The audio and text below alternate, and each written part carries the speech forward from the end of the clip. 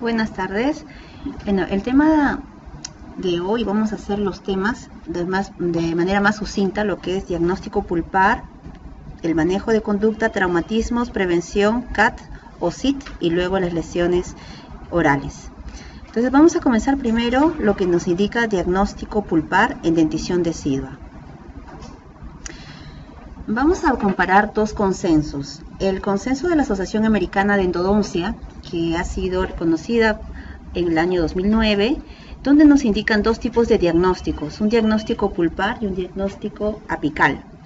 Este diagnóstico a nivel de origen pulpar es lo que consideramos nosotros para su examen, que es pulpitis reversible, la pulpitis irreversible y la necrosis pulpar. Siempre hay una discrepancia con el diagnóstico apical debido a que las piezas sufren risólisis. Entonces, estas piezas no pueden presentar periodontitis, es una corriente, y lo hace en consenso la Asociación Americana de Endodoncia.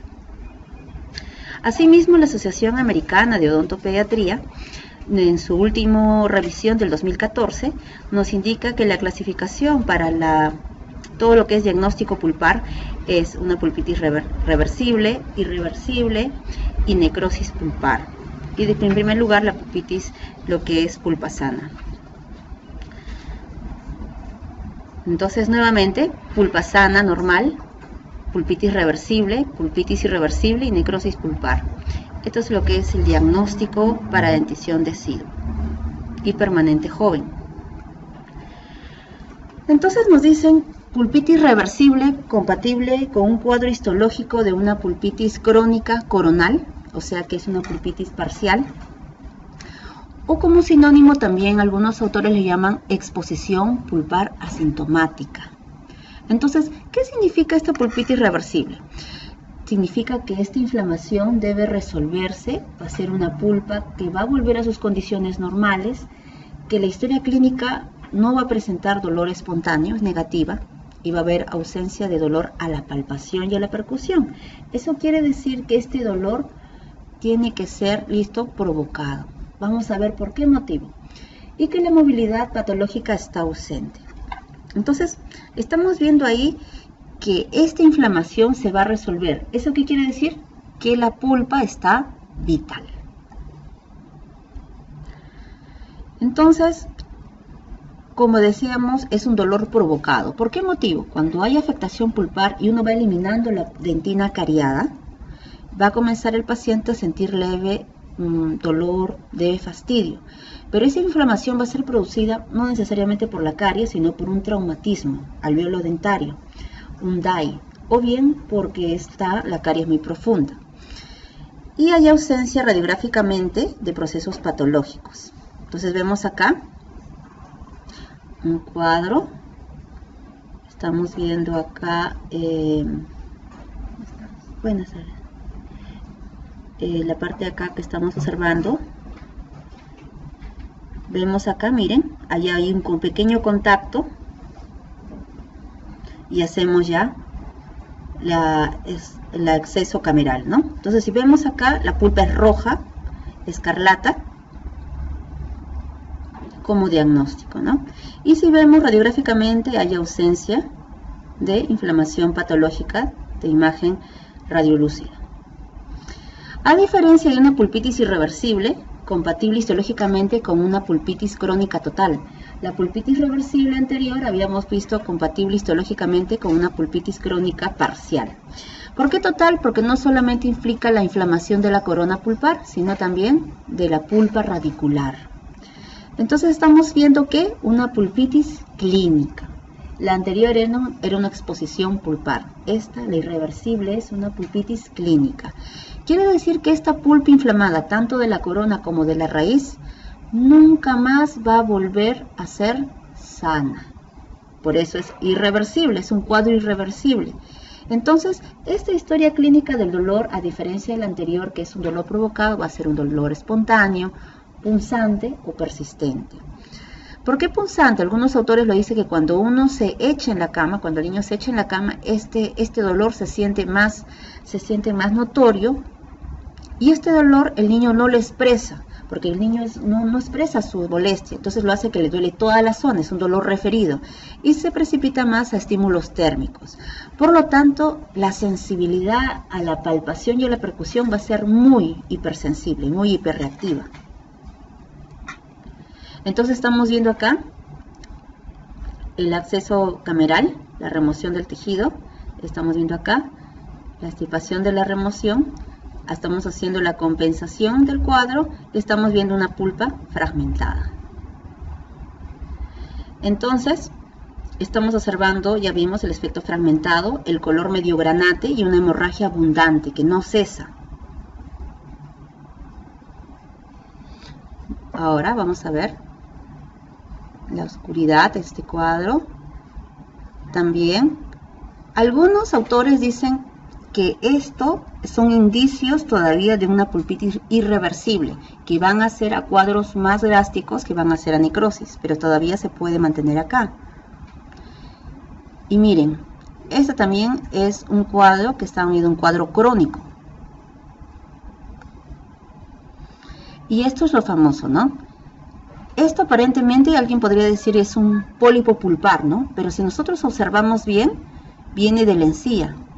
Este es un diagnóstico diferencial con un granuloma de células gigantes, ¿no? Porque a veces no se puede confundir, puede tener el acceso a la caries por vestibular, pero es un granuloma.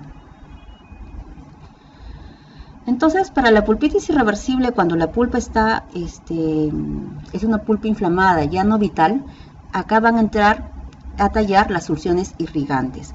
A diferencia de la pulpitis reversible, la solución irrigante es el suero fisiológico.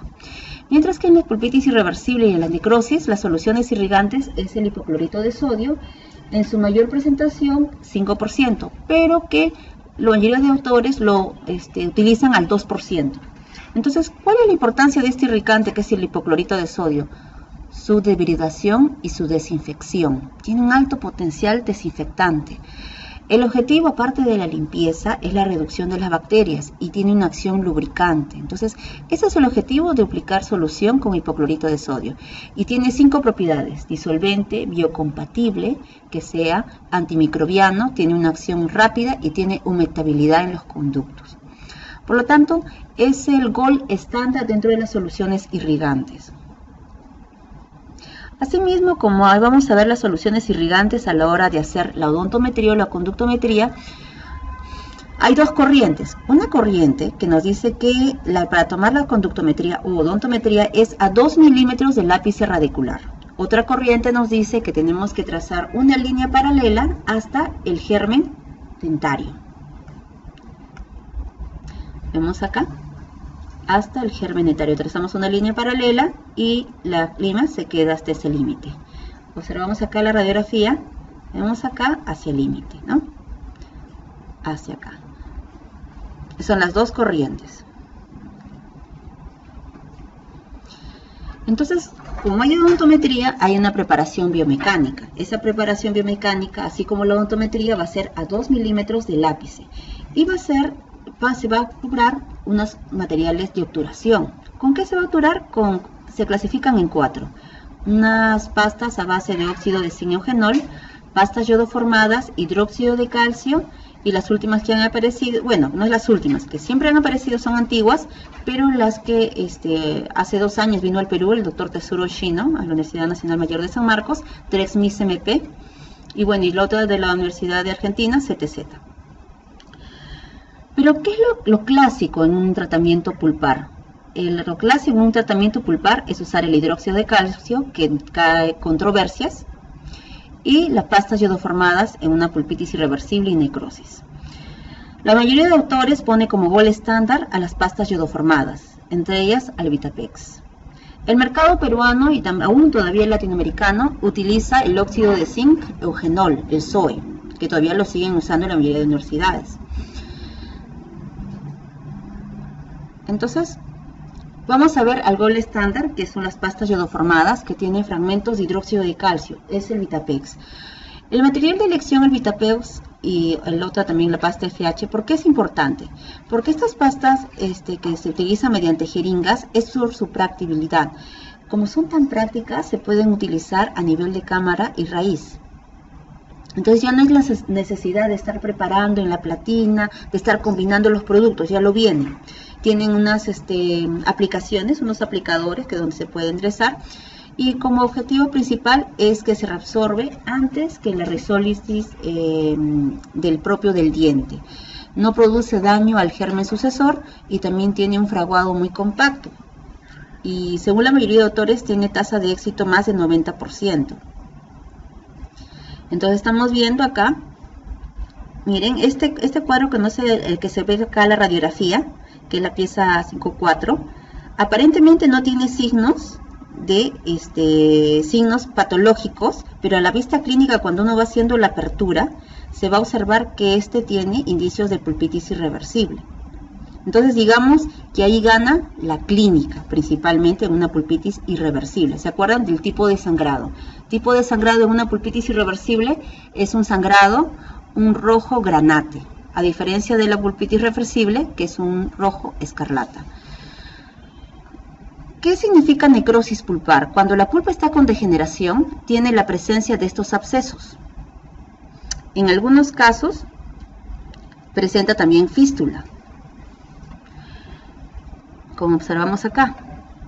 Esta presencia de absceso que ya tiene, y luego cuando esto se va desinflamando, se va deshinchando, como se puede decir, que son como unos tatuajes, viene la fístula. Y esto se caracteriza, ¿por qué motivo? Porque tiene la ausencia del dolor y ya no se encuentra y con cambio. Es un color evidente porque hay un cambio en la coloración.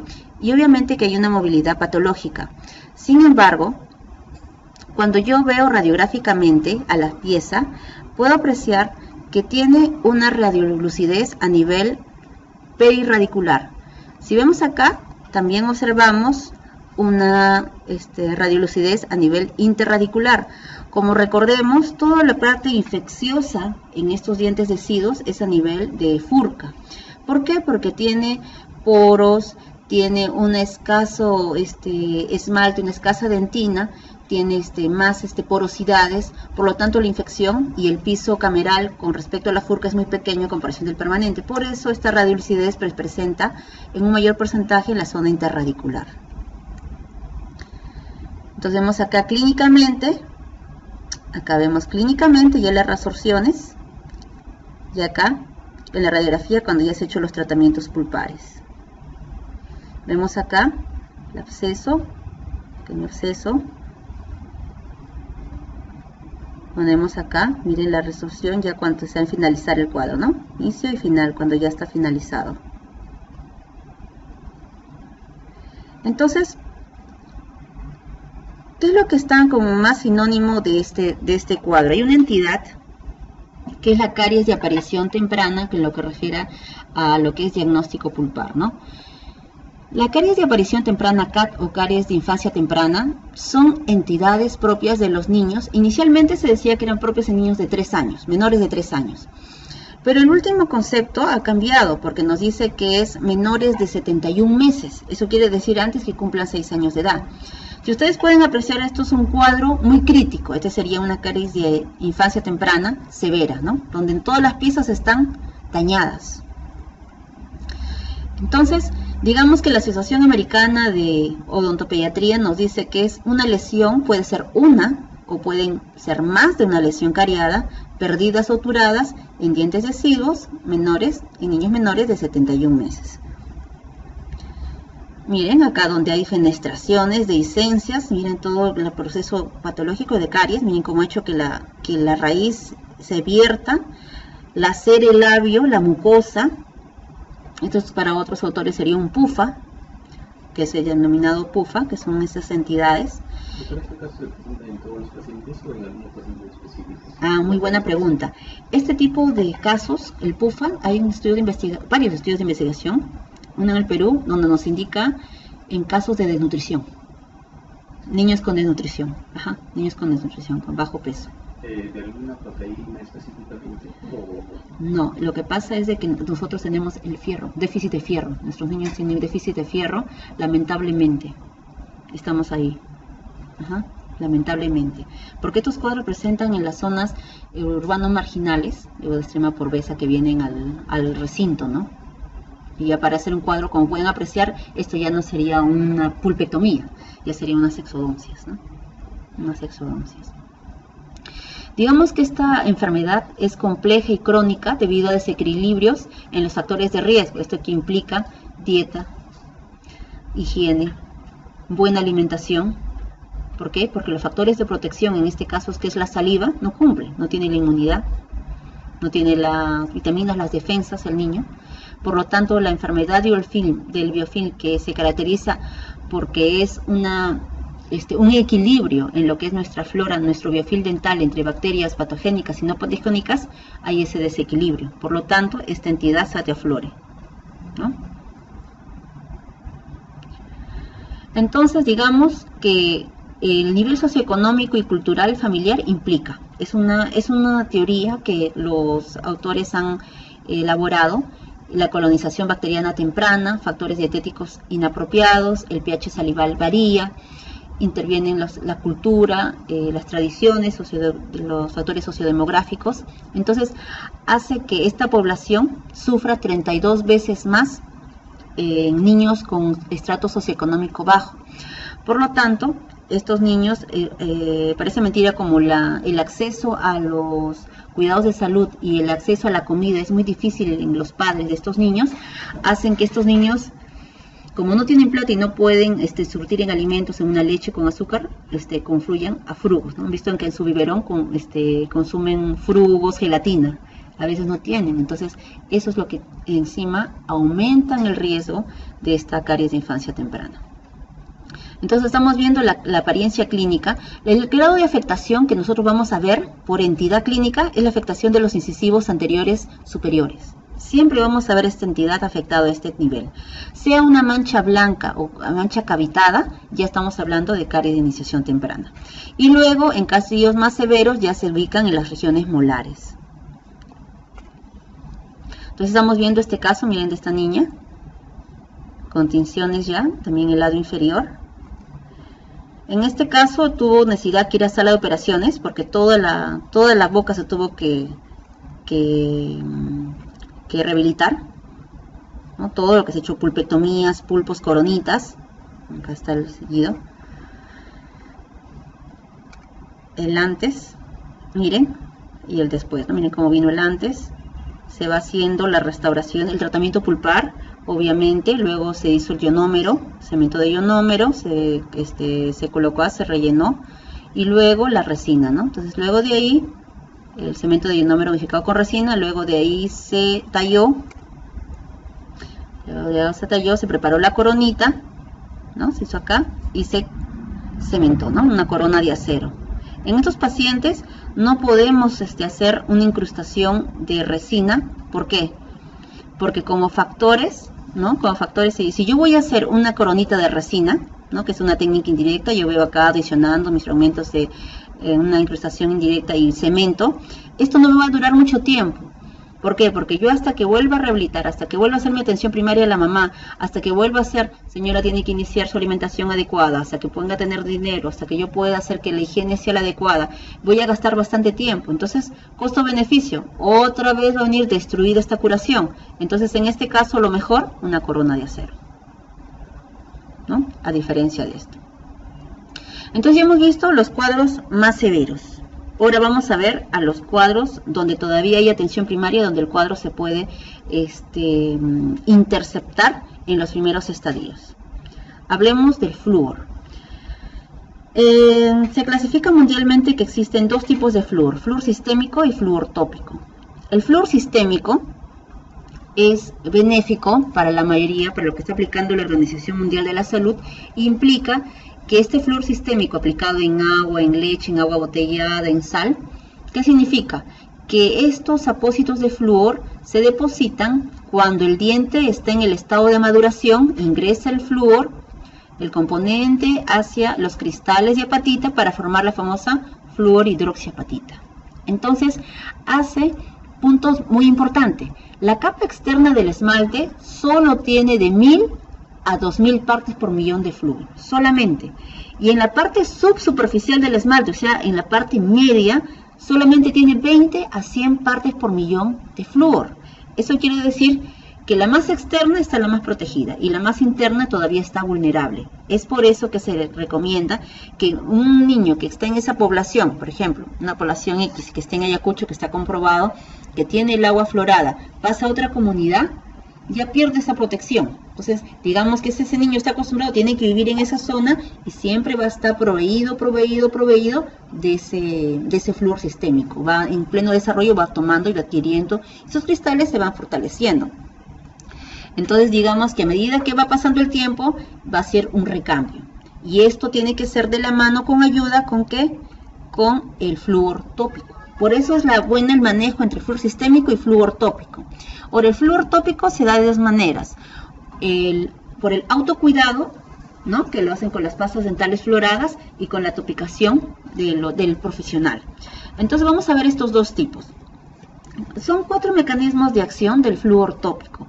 Estos 4 mecanismos de acción del flúor tópico es que favorece la maduración del esmalte, post-eruptiva del esmalte. Recuerden, si hago el flúor sistémico de la parte externa a la parte interna, en cambio esto me va reforzando.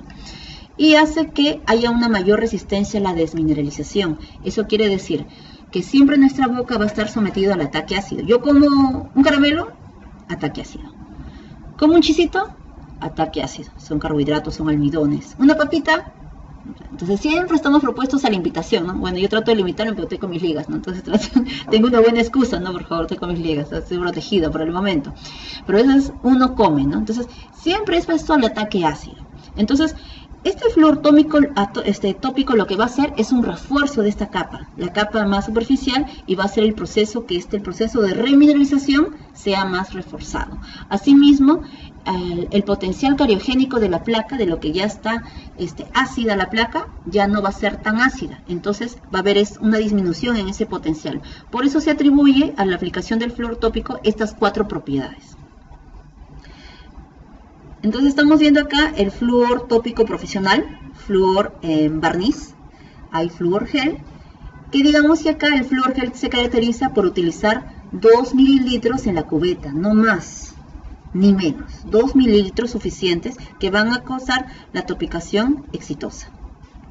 Entonces, ¿qué nos dice la dosis de flúor sistémico recomendado por la ADA? Nos dice que en niños de 0 a 6 meses, en niños que viven en una zona de agua fluorada de menos de 0,3 partes por millón, no está tan protegido. En 0 a 3, 0,5 tampoco, y en mayor de 0,6 a partes por millón, la concentración de agua en estos niños como que lo están acá diciendo en forma negativa.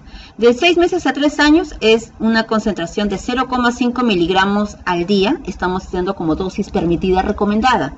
Y de 0 a 3 a 0,5 partes por millón de agua fluorada, nos están diciendo que no es dable. ¿Por qué? Porque si no haría una toxicidad, ¿no?, de flúor. Y en mayor de 0,6 tampoco. De 3 a 6 años, solamente 0,50 miligramos al día. Cuanto mayor es la parte por millón del agua fluorada, es menos la concentración de flúor que necesita, ¿no? Miren, 0,25 y no. Y de 6 a 16 años, 1 miligramo al día, 0,50 miligramos al día y más de 0,6 partes por millón no necesita. Entonces, ¿qué quiere decir esto? Que a mayor concentración de consumo de agua fluorada de manera sistémica, obviamente que va a necesitar menos concentración de flúor ese niño en forma individual. Entonces, digamos que en esas son las dosis de la agua fluorada, ¿no? ¿Y qué nos dan las recomendaciones de la ADA en las topicaciones más frecuentes de flúor tópico? Esto es lo que más o menos clasifica esta corriente, ¿no? Nos dice que el dentrífico se clasifica en 1000 partes por millón y 2500 partes por millón.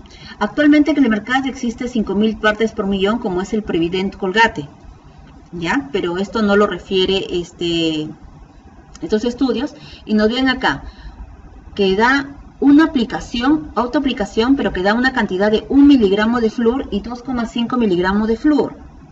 Entonces nosotros vemos en nuestra pasta fluorada, ¿no? El Vitis tiene 1000, ¿verdad? 1000 partes por millón de flúor. Entonces digamos que estamos acá, ¿cuánto porcentaje de flúor? 0,1 flúor.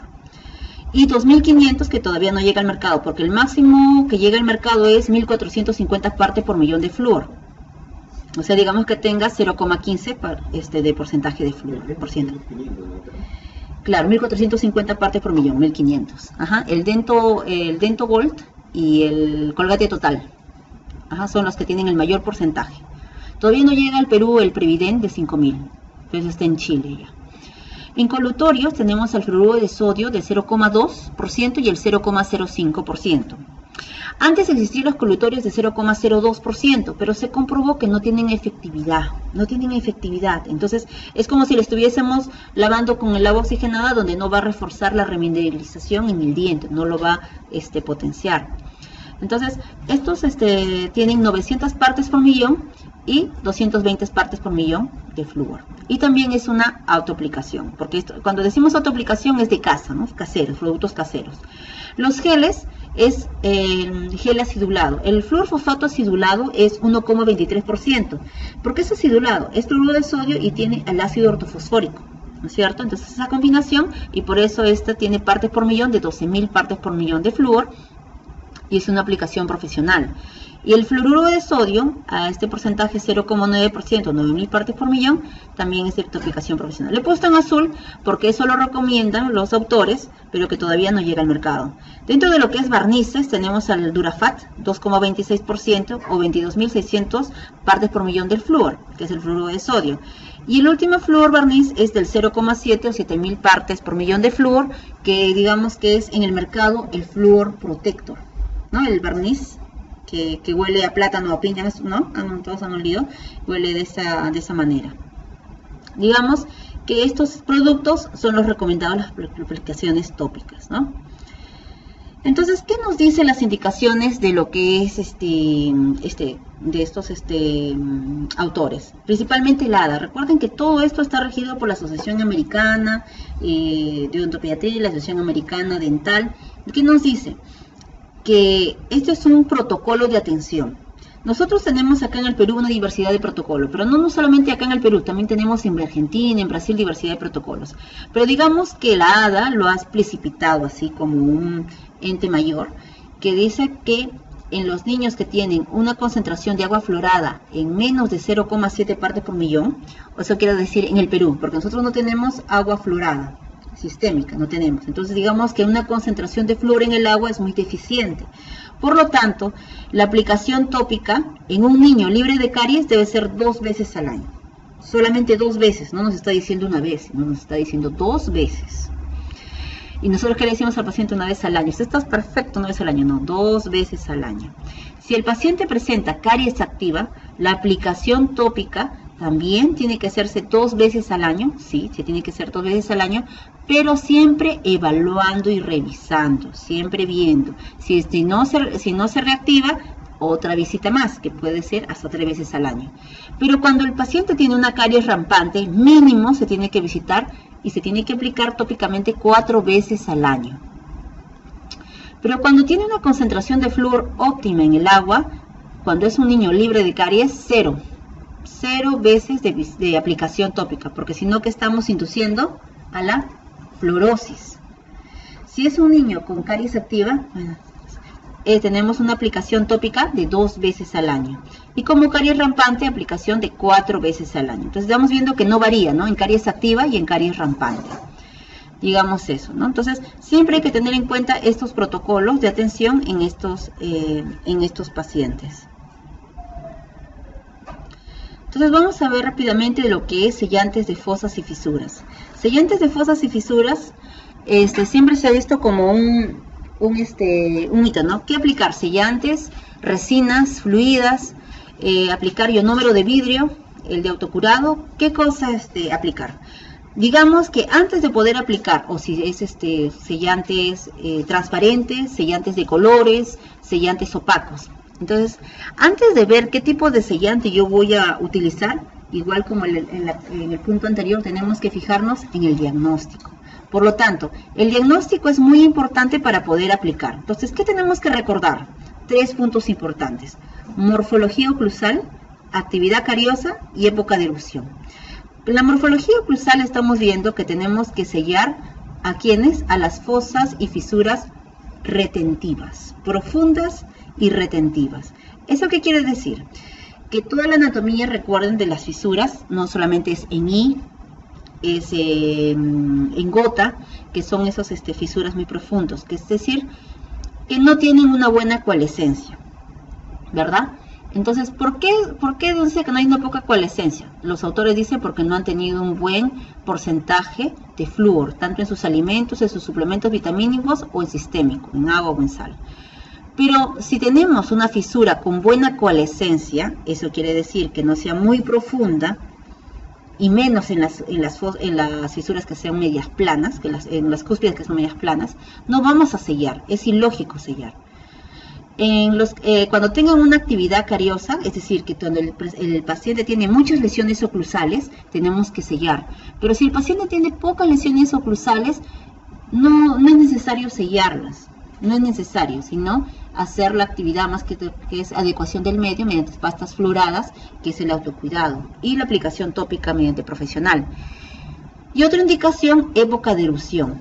Si la erupción es reciente, es obvio que tenemos que sellar esa pieza. Eso quiere decir, si erupcionó hace una semana, no es que le vamos a aplicar, porque todavía no tiene el reborde marginal bien erosionado, bien observado, visible. Entonces, ¿qué es lo que vamos a hacer? Tenemos que aplicar los sellantes. ¿En qué piezas?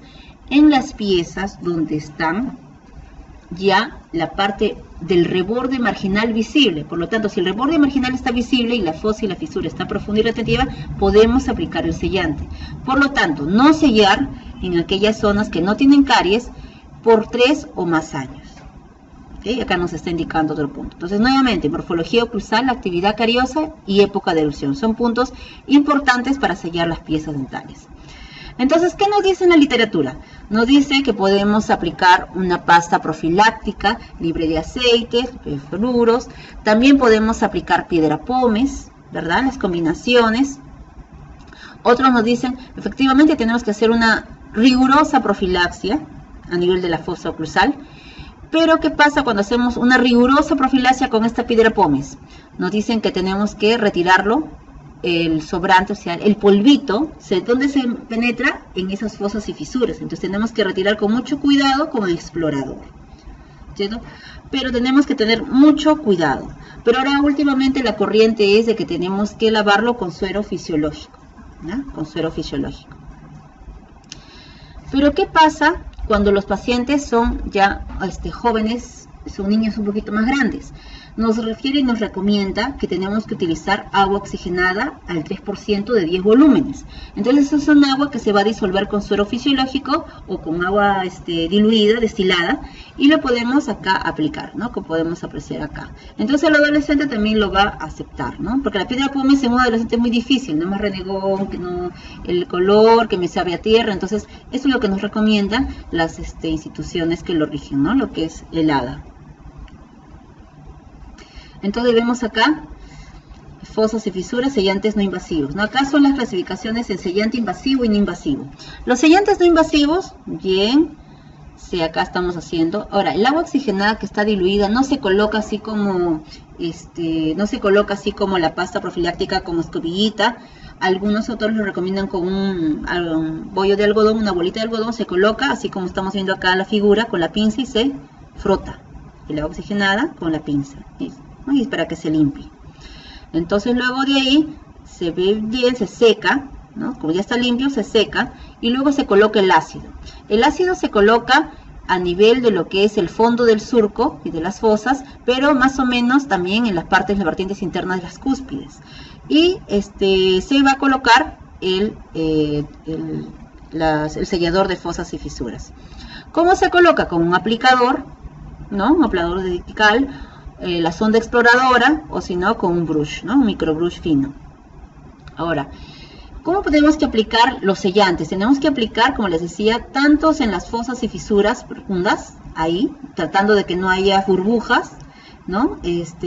Cuando ustedes han vaciado sus modelos, vibran, ¿verdad? Así también tienen que vibrar tanto el aplicador de lo que es el dical, el portadical, o como la sonda explorador, ¿no? Tenemos que vibrar porque si no va a dar burbujas y se va a desprender el material, y tenemos que más o menos estar hasta la vertiente, ¿no? Podemos extendernos, pero no tanto, poco.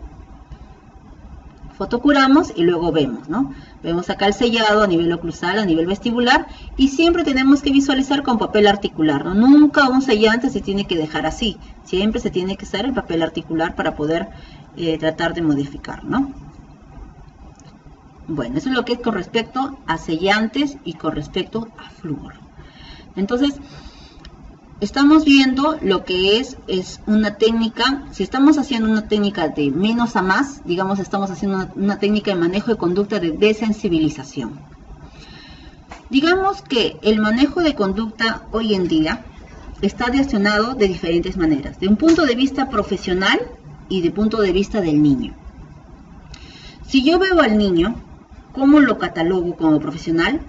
Veo que el niño, son dos clasificaciones importantes. Una de Castillo, que clasifica al niño colaborador, no colaborador, que sea físicamente impedido, mentalmente impedido, física y mentalmente impedido, y por último paciente infante. Ese es según Castillo. Bueno. Y según Frankel, es esta clasificación que la estoy emitiendo, que es muy negativo, negativo, positivo y muy positivo. Entonces, como yo lo califico al niño, como yo lo estoy viendo y digo, oye, este niño me va a hacer problemas, ya le di el ojo, ya estoy, ya.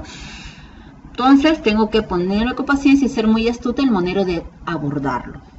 Entonces, de acuerdo a la estrategia que voy a utilizar una técnica de comunicación, que es, puede ser decir, mostrar, hacer. Puedo usar otras medicaciones de una especie de acercamiento, técnica de modificación de conducta con el modelamiento, que vamos a ver más adelante, una técnica de enfoque físico. Eso quiere decir, este niño no me va a colaborar porque es muy berrinchoso, tengo que utilizar el Papus Board, el Pedigraph, tengo que utilizar una sábana, una técnica de rodilla a rodilla, otras técnicas, y acá aparecen en boga las técnicas prohibidas, que vamos a hablar más adelante. Entonces, digamos que en la técnica de comunicación, que es la primera recomendación, vamos a utilizar siempre un lenguaje pediátrico, ¿no? Siempre. Primero os decimos, mira, vamos a ver tu boquita, ¿no? Siempre el lenguaje pediátrico. Vamos a ver, colocar los guantes. Vamos a colocar unos guantes suaves, o vamos a colocar, si queremos colocar el dique de goma, tenemos que decir, vamos a utilizar una sombrilla para el diente, tenemos que utilizar un lenguaje que el niño nos puede entender. Una pieza de mano no podemos decir, vamos a utilizar un carrito, siempre son lenguajes un poquito más, con manejo psicológico para que el niño nos entienda. Y la otra técnica de comunicación es la distracción, como vamos a ver más adelante con las técnicas de distracción, es que podemos hablar y en el menor intento, en lo que estamos contándole un cuento, aplicamos la anestesia. El control de la voz. El control de la voz es una técnica, como estamos viendo acá la autora, nuestra distintiva, la autora Saletti, es con dulzura, pero con voz firme. No le estamos diciendo, por favor, siéntate. No, le estamos diciendo con un control de la voz suave y firme, que mira cómo estamos tratando este muñeco, te vamos a tratar igual a ti y podemos explicar. Entonces, esta técnica de comunicación, recuerdan la primera técnica que todos hemos aprendido de nuestros maestros, que es técnica decir, mostrar y hacer. Pero miren el sinónimo. Su sinónimo es explique, enseñe y ejecute. Esa es la técnica española. ¿Ya? Entonces, cuando ustedes vean las tres es decir, mostrar, hacer. Y obviamente que acompañado de eso, obviamente que hay una simbiosis entre madre y niño, ¿verdad? Pero si queremos que la madre nos acompañe en el consultorio odontológico, también la madre debe de participar, debe ponerse gorrito, delantal también, y tiene que apoyar. Pero para eso tenemos que decirle a la mamá que tiene que venir lo más predispuesta posible. Si al niño cogemos la pieza, la jeringa triple, colocamos, el niño está tranquilo y la mamá grita, ¿no? ¡Ah! Se asusta. Entonces, tratar de hablar con la mamá ya antes de tiempo y tratar de disminuir esa ansiedad en ellos. Y por último, la ludoterapia es siempre eso, ¿no? El uso de muñecos, de juegos que siempre tenemos que tener en el consultorio. Cuando esta técnica no resulta, pasamos al otro nivel, ¿no? Ya estamos ofacando, entonces ya nos jalamos los pelos, ya estamos cansando, ya estamos perdiendo la paciencia, entonces hacemos la técnica de modificación de la conducta. Es como nuestra mamá, el verdadero pediatra o pediatra siempre son nuestros padres, porque con el primer hijo siempre entrenan, ¿no? Ya con el segundo, ya el tercero, ya el cuarto, el quinto, ya más canchero. Entonces vamos a ver, cuando no entienden, como dicen a la buena, van a notar una indicación que se llama el refuerzo. ¿Cómo es el refuerzo? Eso quiere decir que el niño tal vez ese día vino muy predispuesto, pero la cita siguiente no ha venido tan predispuesto. Entonces, nosotros tenemos, eso se dice, incentivos. Porque otros pueden decir soborno. Ahora con Otterbridge no podemos decir soborno, tenemos que hacer incentivos. Entonces, el incentivo que podemos hacer es el siguiente. Calcomanías, llaveros, dibujos, colores, menos chupetes, ¿no? Entonces, digamos que son cosas. El chupete yo lo puedo pasar tal vez a un pediatra, que bueno, tal vez no entiende, ¿no? Pero nosotros como, o sea, bueno, en mi caso, no puedo permitir que alguien dé un dulce, ¿no? A un niño. Entonces, cuando esto, ahora todos van a decir, pero doctora, eso es un soborno, ¿no? Sí, está bien, un incentivo ya. No tengo plata. Bueno, entonces, ¿qué refuerzo, qué incentivo positivo yo puedo lograr? Un abrazo, una caricia, un cariño. Y bueno, entonces el hombre dice, pero no voy a cariñar a un chiquito, pueden malinterpretar a los papás. Efectivamente, entonces, ¿qué puedo hacerlo? Un elogio. Qué fuerte que eres. Buena, campeón. Muy bien, a una niña. Esta princesita, qué linda. Ay, qué preciosa. Sí, ¿no? Entonces siempre tenemos que ganar con piropos positivos. Así como a la enamorada o al enamorado le hacen así, igual al niño, ¿no? Qué bonita que estás, qué tal cosa. Entonces siempre tenemos que ver y elogiar esos puntos importantes. Entonces estamos con el refuerzo. Ahora la desensibilización. Es lo que estamos haciendo, ¿no? Es un tema de menos a más. La desensibilización es así, ¿no? Es un paciente con un cuadro que digamos que nuestro objetivo es sacarle el diente o hacer un tratamiento de pulpotomía o de pulpe, que necesitamos colocar anestesia. Partimos de la profilaxia, hacemos los sellantes, aplicación de flúor, luego hacemos una corrección chiquita, hacemos una corrección un poco más grande y ya, al último, la pulpo o la extracción. ¿Entiendo? A menos que sea, entre comillas, una situación de urgencia, un traumatismo, ¿verdad? Entonces, en ese momento varía todo. Ahora vemos la imitación. Yo no diría la imitación, yo estoy colocando de acuerdo a lo que está en el tema de imitación que están poniendo acá, la escuela española. Digamos, yo diría un modelamiento. Este es mi modelo, ¿no? Esta niña, como ven acá, es mi modelo.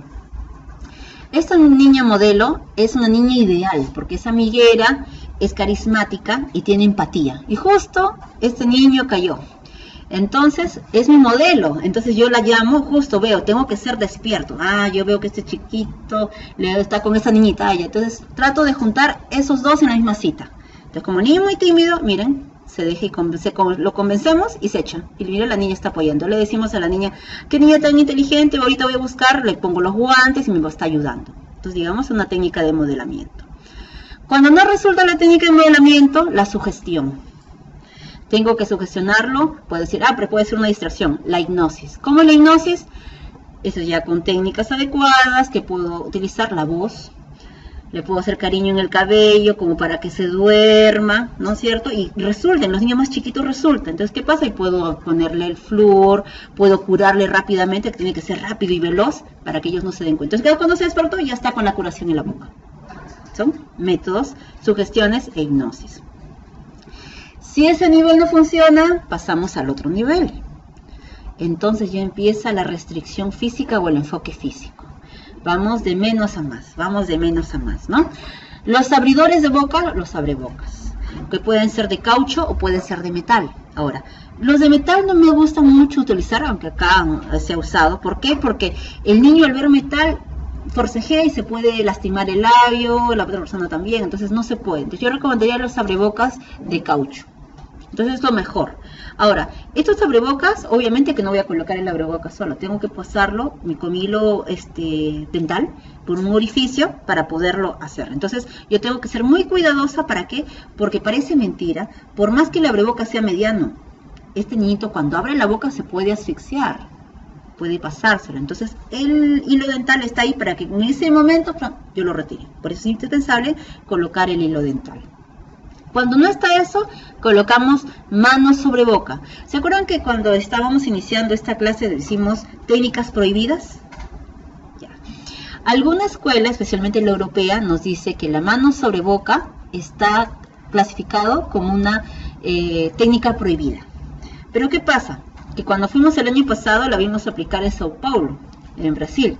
O sea, digamos que esa técnica no es tan prohibida, digamos, con el cristal con que lo mire. Si me voy a Europa es una técnica prohibida. Si me voy a América Latina, no, ya pues es que utilizamos todas las técnicas acá, ¿no? Utilizamos todas las técnicas. Pero obviamente, ¿cuál es el mayor? Tenemos que hacer con el consentimiento de ¿quién? De los padres. No le voy a permitir el consentimiento del padre al padrastro, ni a la madrastra, ni al tío. ¿A quién? A los papás. ¿Quién me va a firmar? El papá, ¿no? Entonces, eso es un punto muy importante. Luego viene la inmovilización médica por parte del profesional, como estamos viendo acá, ¿no? Que están acá actuando todos. Dentro del sillón está el odontólogo, la mamá, todos ahí, ¿no? Es la inmovilización médica por parte profesional. Pero también existe otra inmovilización que existe en América Latina. Como decíamos, es la técnica enzimática. ¿Cómo es la técnica enzimática? El niño acá y la mamá encima, ¿no? La técnica, porque está encima, enzimática, esa es la técnica enzimática que la mamá. ¿Por qué la mamá? Porque la mamá no puede hacerlo el profesional, porque si es el profesional, ¿qué hago? Lo aplasto. Como no es mi primo, ni mi hermano, mi hijo, ¿no? A la mala. Pero en cambio la mamá tiene cuidado, la mamá se da cuenta, trata de controlar su peso, no lo daña, ¿no? Entonces es la mamá la única que puede ayudarnos. O bueno, o el papá, pues que sea un pan. Señor, por favor, mida su fuerza. El papá lo ven todo rojo ahí tratando de conciliar, ¿no? Tratando de decir, pero hay papás. Yo he conseguido bastante éxito con unos papás que le digo, excelente, el premio de oro al señor por el Día del Padre, porque es muy bueno. Entonces eso también es una buena ayuda. Entonces hay que ver qué tipo de papá nos ayuda, si es el papá o la mamá. Y la inmovilización médica mediante dispositivos específicos, estamos hablando el Papus Bror, el Macri o el Pedigrap, que son tipo sábanas que se le hace al niño, ¿no? Como si fuera un tamalito, ¿no? Bueno, la camisa, bueno, no tanto. Lo que pasa es que la camisa de fuerza, como su nombre dice, a todo en la mano lo haces como una momia. Digamos que esa técnica no. Lo bueno del Pedigrap o el Papus Bror es que la técnica lo haces así, ¿no? Por lo menos está así.